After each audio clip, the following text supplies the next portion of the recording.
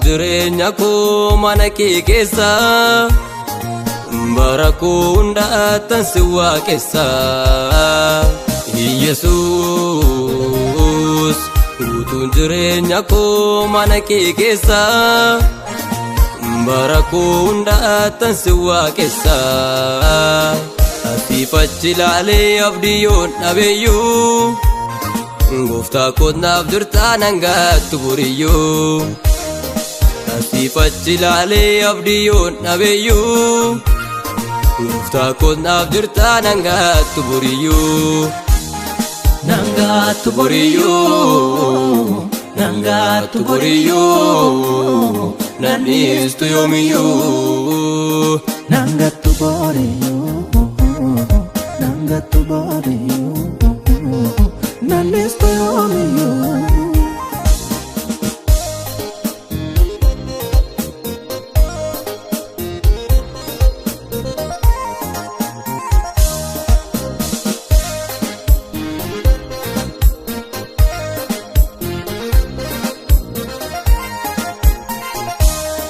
Wantundumtuun darbu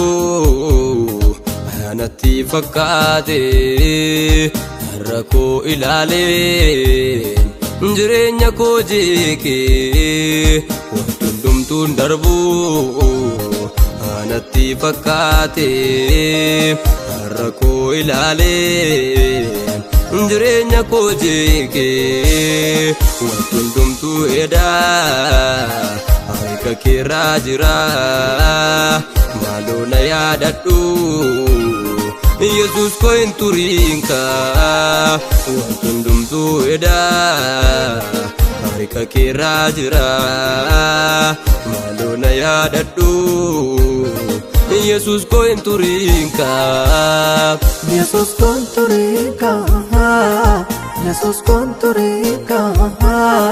obsa koo hin fixinka Yesuus koo hin turiinka Yesuus koo hin turiinka obsa koo hin fixinka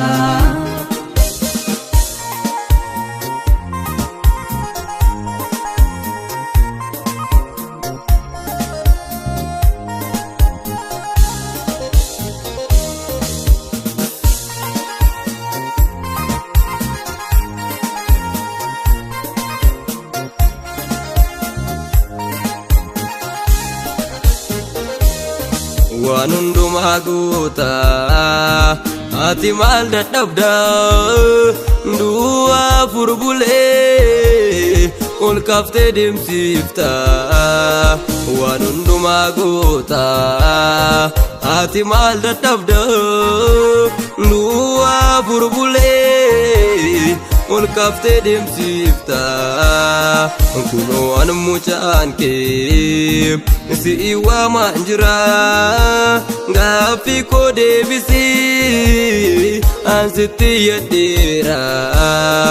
kunoo an mucaan kee si'i waamaan jira gaaffii koo deebisii an sitti yadheera an sitti yadheera an sitti yadheera an sitti yadheera an sitti yadheera an sitti yadheera an sitti yadheera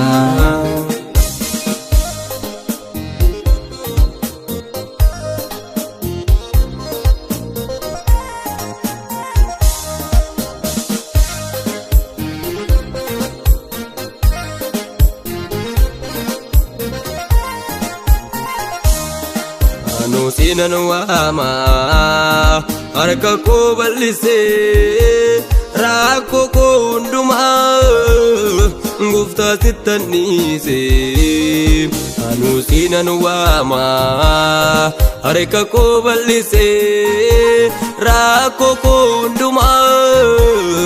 Gooftaa sittan dhiisee baan keessanillee kan sinitti ulfaate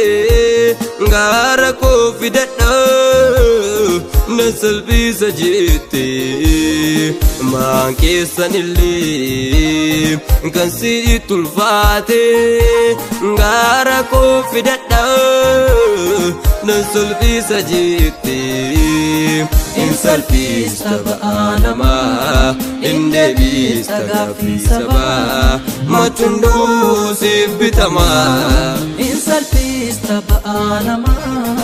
Inde bis tagafi saba machondo sibtama